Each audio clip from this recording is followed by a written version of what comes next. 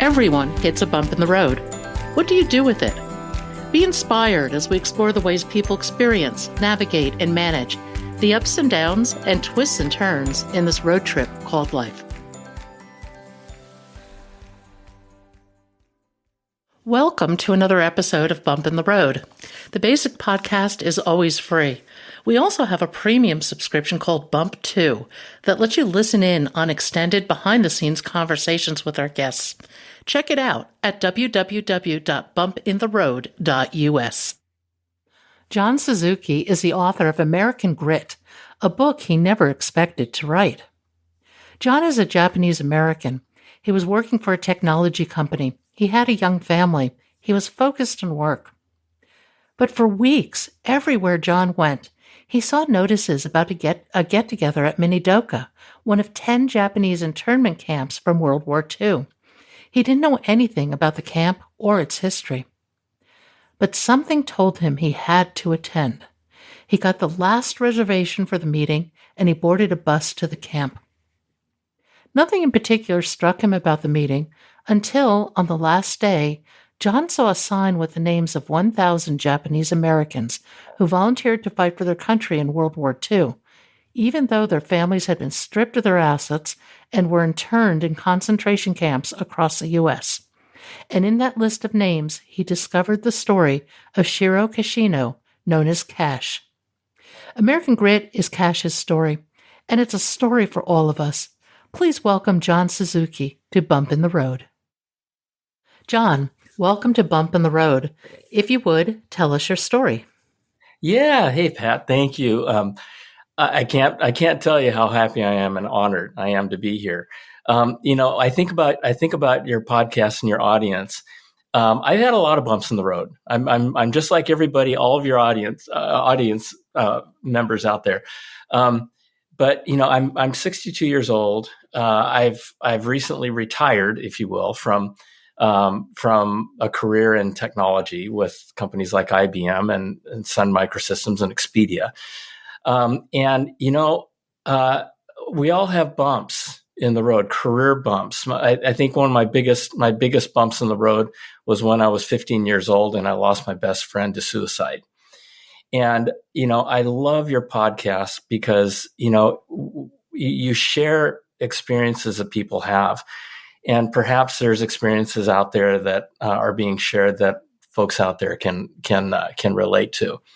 And so, my life has been one of, personally, I believe that we all have three careers in our lives.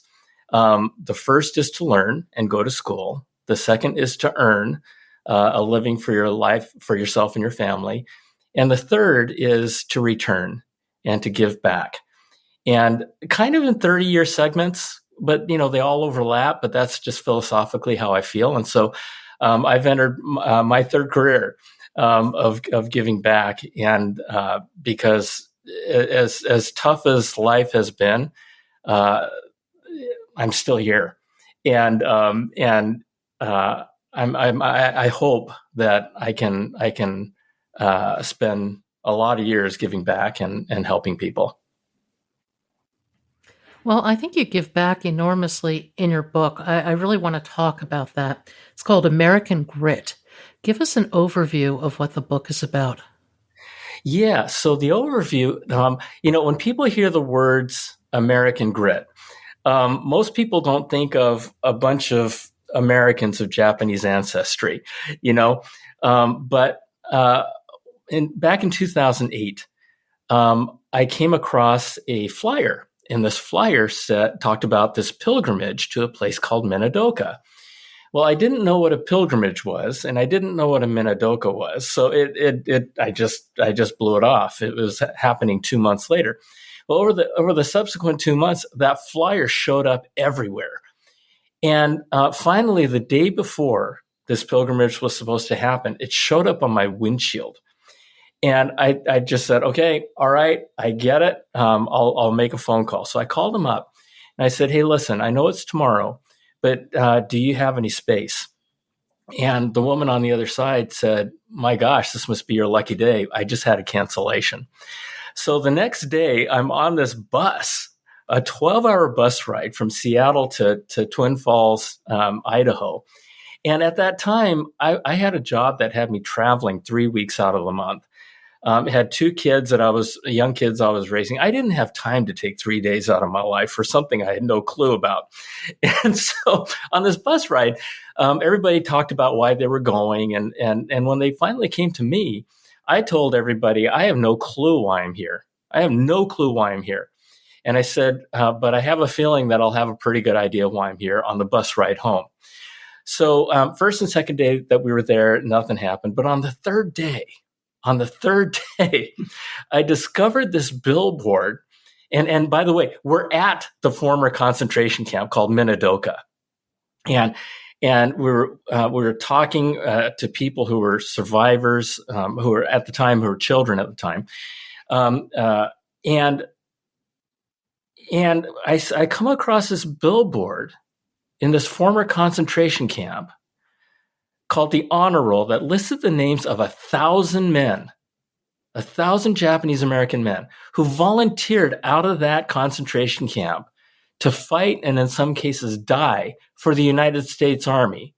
And it was the United States Army that put them and their families in that camp to begin with. And these guys were volunteering to go off to war while their families were still imprisoned in that camp by the United States Army.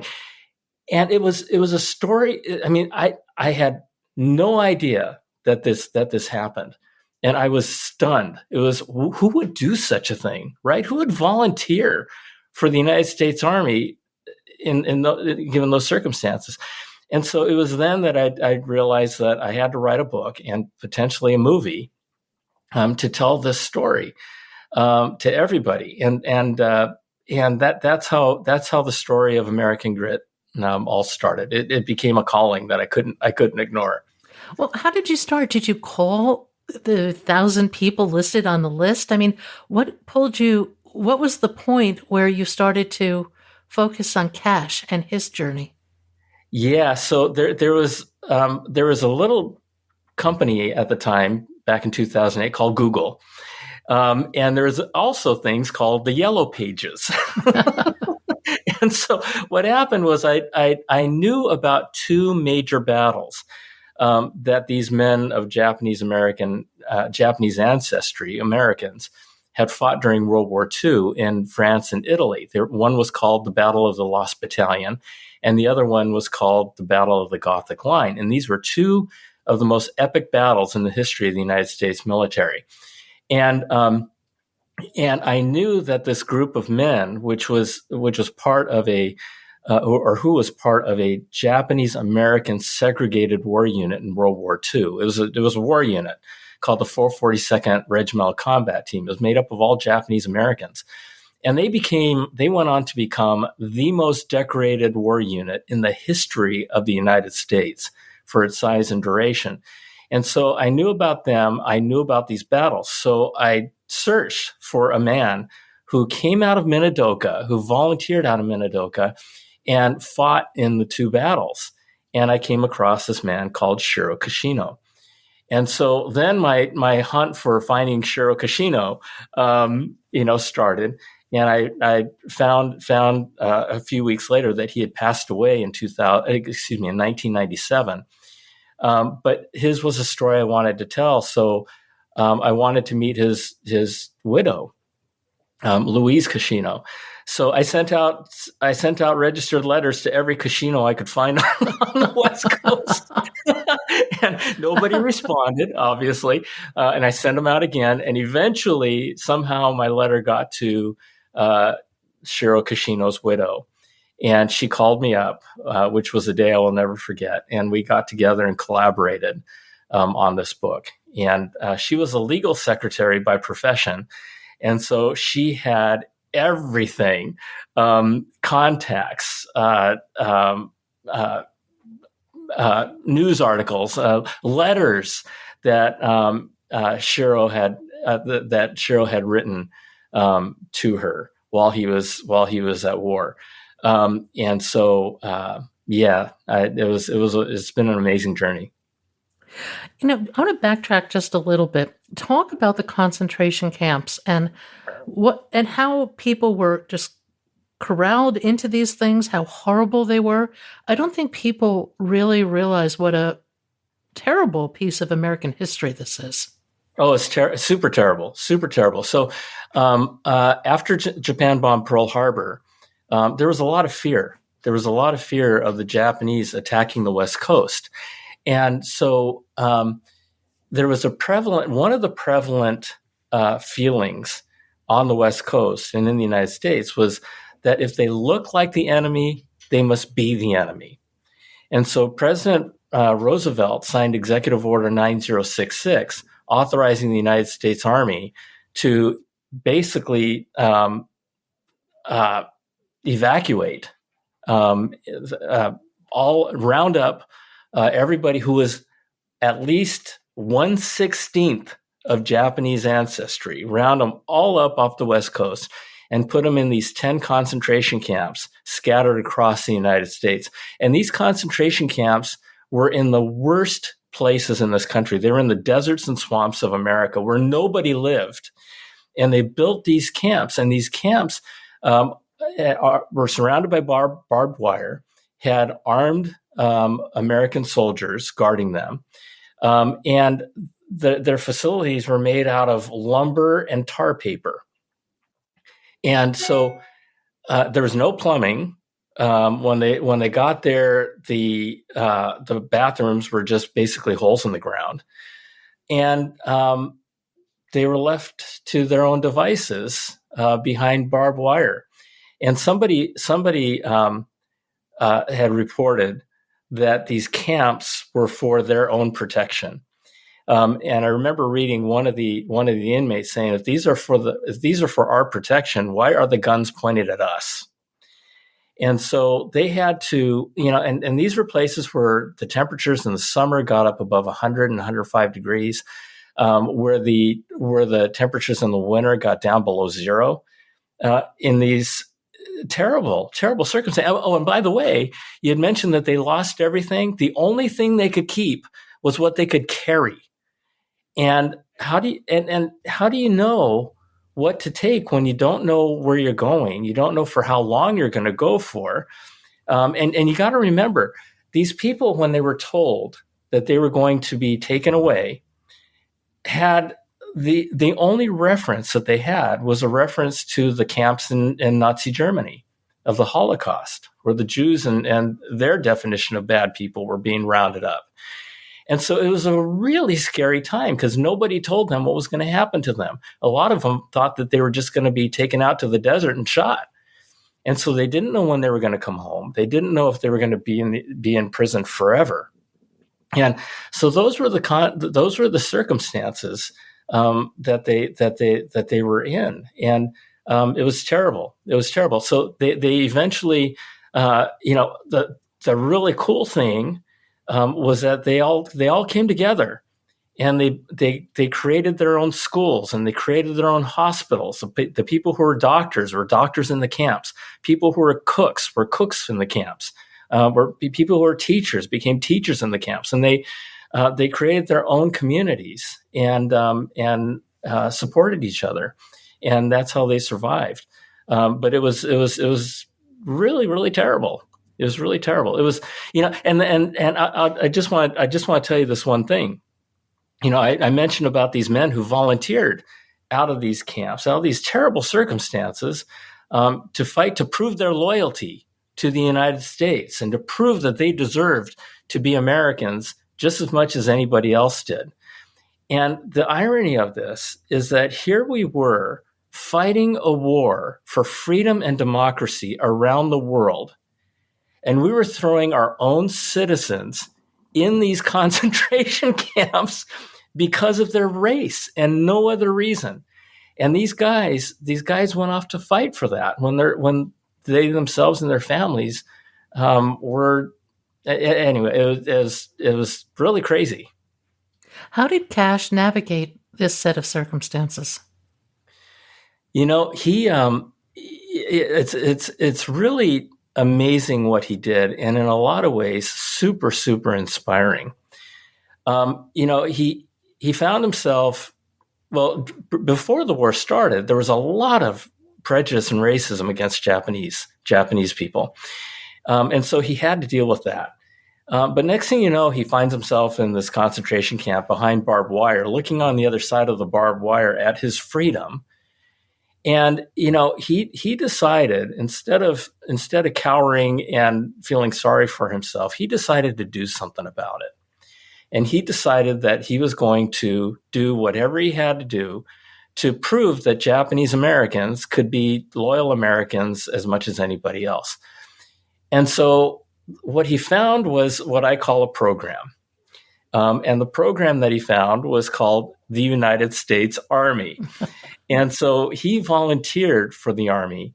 And he decided to use that as a way to make sure that he and all these other 120,000 people didn't spend the rest of their lives in these camps, and wanted to do what he could to prove that they deserve rights as Americans, just as all Americans do.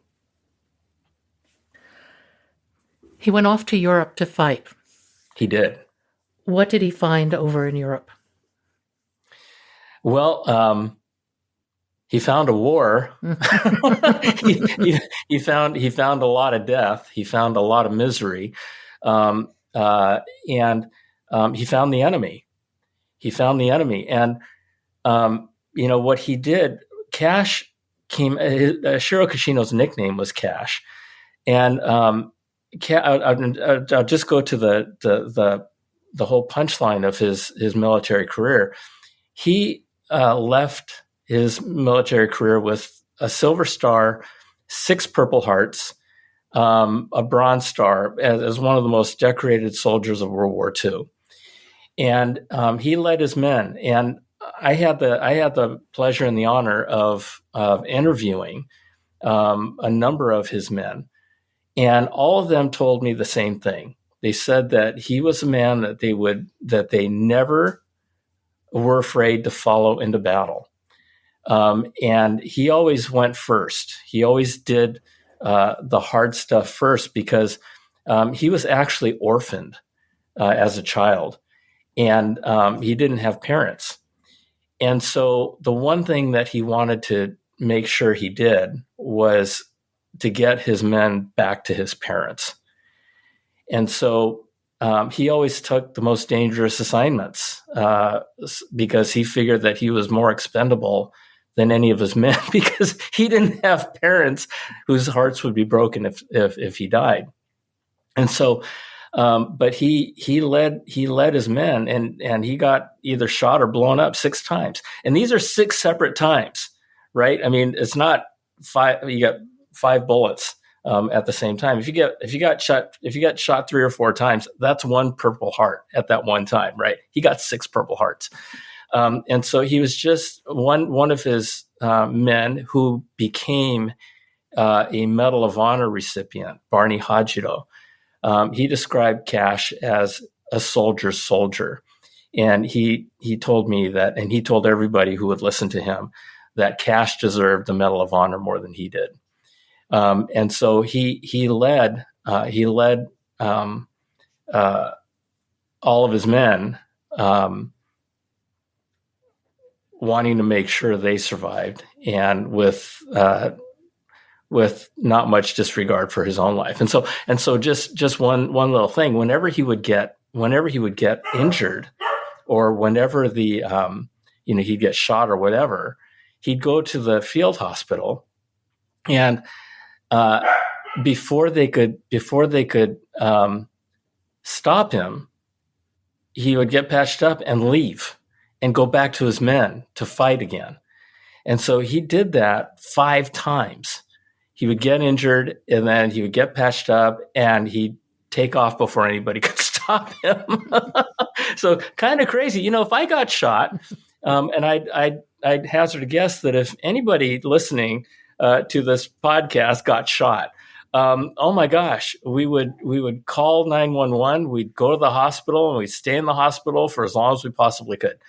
No, Cash didn't do that. He kept going back, and he kept getting injured again over and over and over again.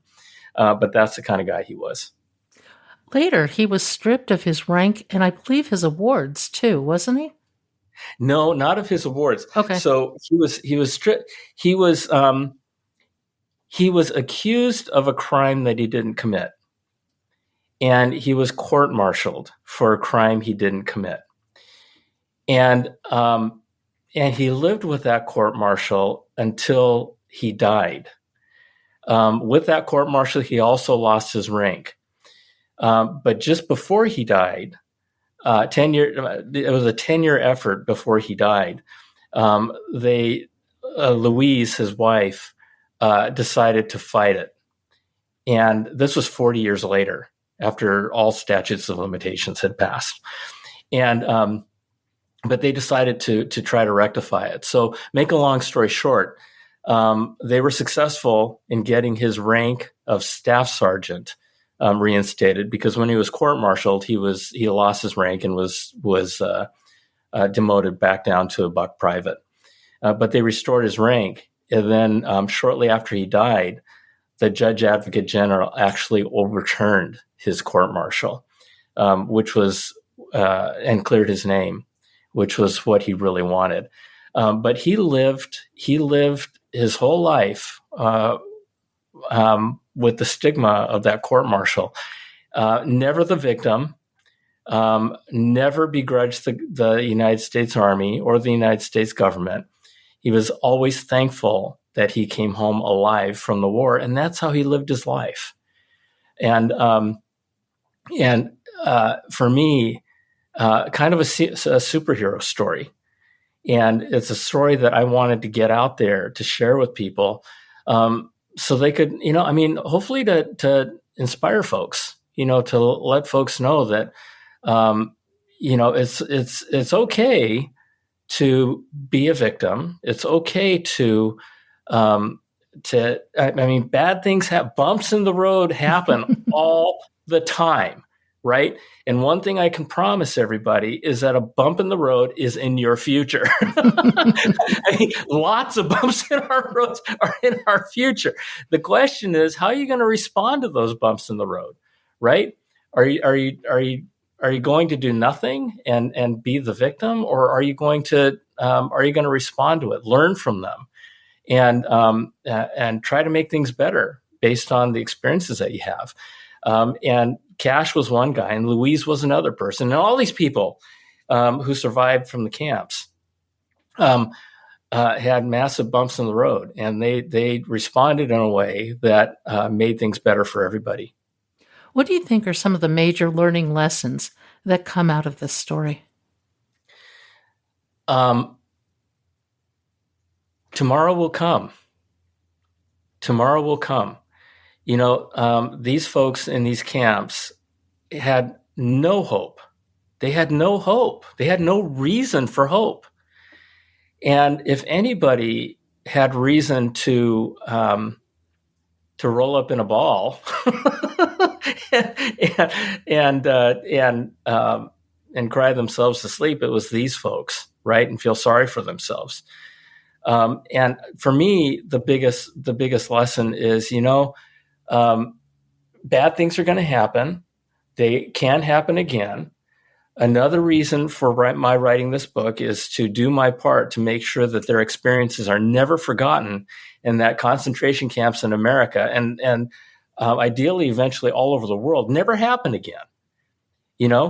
And people ask me all the time, John, do you really think concentration camps can happen in America again? And I say, absolutely. And I refer back not too long ago to 9/11, right? Back in 9/11, somebody came up with a misguided idea that all Muslims were terrorists and needed to be rounded up and put away.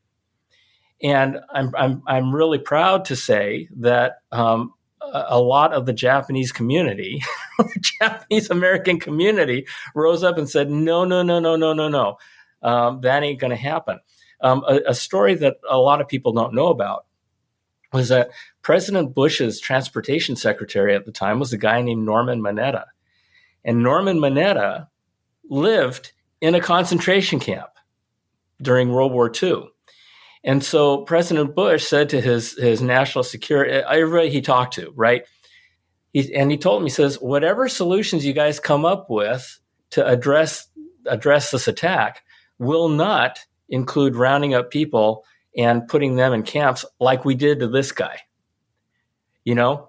And so so it was really great that President Bush at the time had that as a reference and made sure that wasn't going to happen again. But can they happen again? Absolutely. You know, we can end up with a president who just makes a bad decision, right? Based on the information that he has and the advisors that are advising him. Can they happen? Absolutely. They happen once, they can happen again. And I want to get in front of this so we can make sure it doesn't. Well, I think all these sorts of decisions are all fear-driven. And I think we also saw it during COVID. Many people were recommending camps during COVID. Absolutely. So this is not exactly ancient history. And the solution doesn't lie in the situation. It lies in dealing with the fear, trying to unravel it, and trying to find, I think, commonalities rather than differences. Right. Absolutely. Absolutely. And, you know, and that's part of my fear, my personal fear is that we are a society right now that's what I call bucketizing people. Okay. I mean, we got the whites buckets and we got the blacks buckets and we got the Christians buckets and the Muslim buckets and the gay bucket. I mean, we have all these, we have white Christian, and it's crazy. I mean, we're categorizing people instead of bringing people together and coming together, right? We're categorizing it, and it's the categorization of people combined with fear, combined with something really, really bad happening called World War II. Mm-hmm. That led to the concentration camps to begin with. And so, you know, I mean, right now we live in so much fear and frankly, a lot of blame, lots of blame, right? Everybody's got somebody to blame for whatever's happening in the world, right? We're seeing the same recipe for success. And so my hope is to, you know, maybe take a little bit of that fear and redirect some of that energy to a little bit more love and helping people and understanding people, and taking a little bit of that blaming phenomena and redirecting some of that energy to taking responsibility, you know, for some of the things that are going on. And I think that if we can do that, and if we could do that I believe that, you know, lifting an individual lifts the world. And so, you know, if we could just do that just a little bit, right? I think we can move mountains. And we need to right now. And so my hope is that I want to be part of a renaissance of moving back and back towards the direction of love, and a little bit farther away from fear.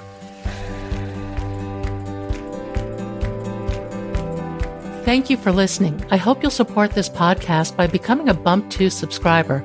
Buy us a cup of coffee. It's your support that makes this podcast and website possible. I hope you found something in today's podcast that inspires you along your own life's path, because sometimes a bump in the road is actually a portal into a more conscious and meaningful life.